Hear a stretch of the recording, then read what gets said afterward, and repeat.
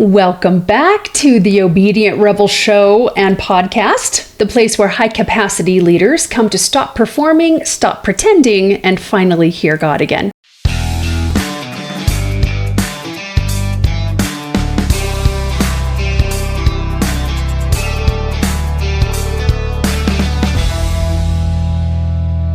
Today's episode is going to feel like someone turned on the lights in a room you didn't know you were sitting in, because we're naming something most leaders won't admit out loud. It's not that God is silent, it's that you're exhausted.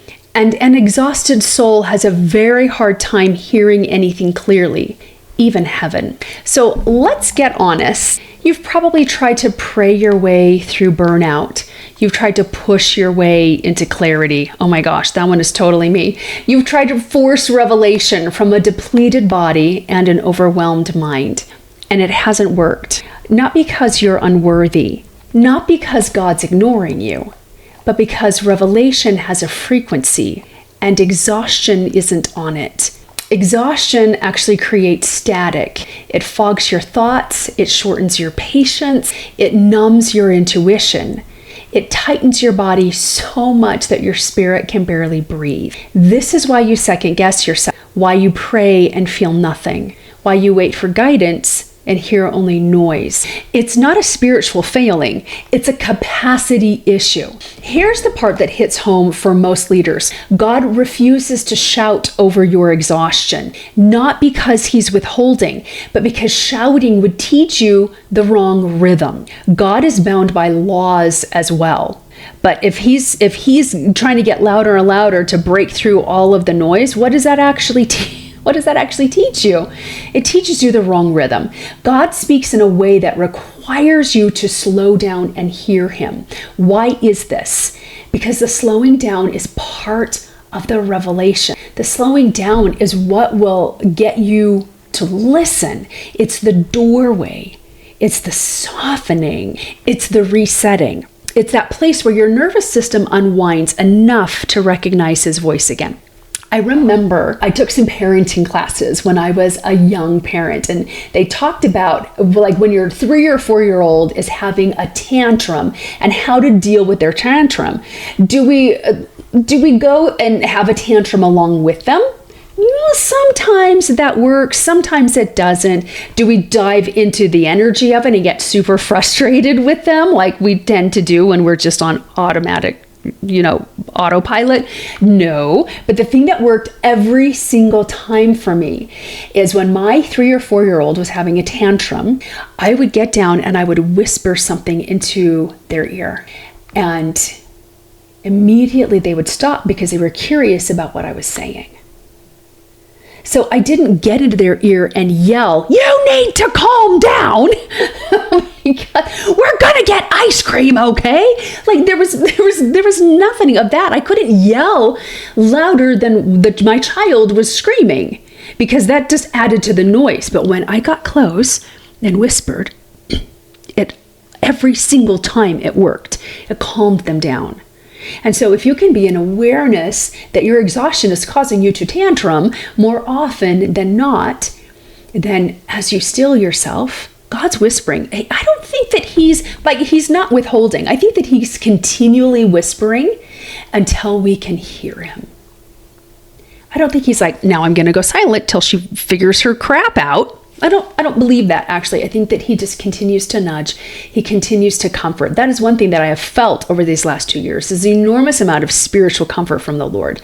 A lot of consoling going on. No answers yet, but I think that my mind was too busy having a tantrum to really be open for those answers.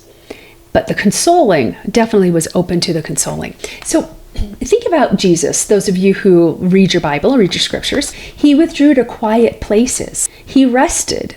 He slept on a boat in a storm. He honored human limitation without shame. And that is huge. But what about you? What about me? We feel guilty for taking a nap. This is the gap that we're closing today. So what does exhaustion do to your spiritual signal? When you are tired, there are very specific things that happen both scientifically in your brain and spiritually in your soul and in your body. First, your frontal lobe goes offline. So your decision fatigue skyrockets. Do you know why you cannot decide what to freaking have for dinner? Because you've made too many decisions all day, every day. And like you don't have capacity for more decisions. You don't. Okay, another thing that happens in your brain is your amygdala, which is this tiny little gland that's the size of an almond. And this signals stress and this signals danger. It gets louder. Your amygdala gets louder. So it's kind of like your worry gland. So fear feels more true than faith. And I absolutely experienced that over these last 2 years. My amygdala would scream at me all of these worries, all of these horrible conclusions to what was happening. And I felt powerless to stop it. And I was just like, I couldn't dream. Like I wouldn't let myself dream, and I couldn't. I didn't have capacity to dream because dreaming would just lead to more disaster. Your body then shifts into survival mode. So revelation shuts down. God cannot get in when you are in survival mode. You're not in the right frequency to receive him. Your intuition quiets, which means you misread signals. All of those things that I thought were yes, go ahead, in retrospect, and yes, like everything ended up working out absolutely for my good, and it was what I needed to learn in my own progression and in my own becoming. But the signals that I misread, finally realized that the signal that I was sending was save me. It was a signal of desperation, and I need a savior. And there were lots of predators that were willing to step in and save me, or at least take my money. And they did that quite well. I would say only one of them was an actual predator, absolute narcissist, who sniffed out that signal that I was sending, and I misread it thinking, oh my gosh, this is the answer. He's my answer. No, he was not. He was an answer to a question I didn't even know that I was asking. And it was, can I stand up to male, quote, authority figures? And the answer to that is 100% yes. But when you're exhausted, you misread signals and you think it's your intuition, and it actually isn't. Your spirit contracts, so you disconnect from peace. It's very, very hard to feel peace. So no wonder why you can't hear God when you are exhausted. When your nervous system is on fire, you're not listening, you're surviving. Like you can't listen. I would have former clients who became very good friends be like, Allyson, I'm going to tell you what you've told me. This is lack thinking. This is scarcity thinking. And I'm like, oh, shit.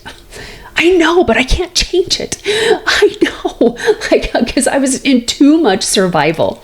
And survival mode is always loud. Survival mode is always loud. Like I knew full well, I know the creation process. I know how it works. I know what my part is. I know what the Lord's part is. I know how to teach it. I know how to create it for myself. And yet I felt powerless to actually get out of my own survival because it was so loud. And revelation is always quiet. It doesn't mean that revelation can't have a gut punch to it or be powerful, but revelation does not yell at you. Survival does. Revelation is quiet.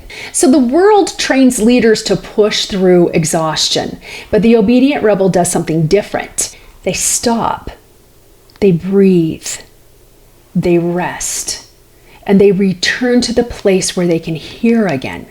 This isn't softness, this is strength. This is spiritual intelligence. This is leadership. This is obedience. Because when you regulate your body, your spirit opens. When you settle your mind, your intuition comes back online and rises. When you create stillness, heaven speaks differently. Heaven can actually get in. Clarity is not found in the push. It's found in the pause. So when you return to a place where you can hear again, this can be a physical location. It actually ended up being a physical location for me. Maui is my happy place. And it had been almost 2 years since I'd been to Maui. And we have dear friends who live on Maui and invited us to come out. And I was like, yes, I will come out. And I was in such a low spiritually in my body, like everything was such a low. And that was the most healing experience I have ever had in Hawaii. And I've had some pretty awesome healing experiences in Hawaii, but my soul was restored. My body was restored. And I had this really, really powerful conversation with my girlfriend. Shout out to Lenore Robinson. I love you, darling. This has stayed with me since our conversation. She kept telling me, you got to get a grip, Allyson. You got to get a grip. And I was like, I think this is my get a grip trip.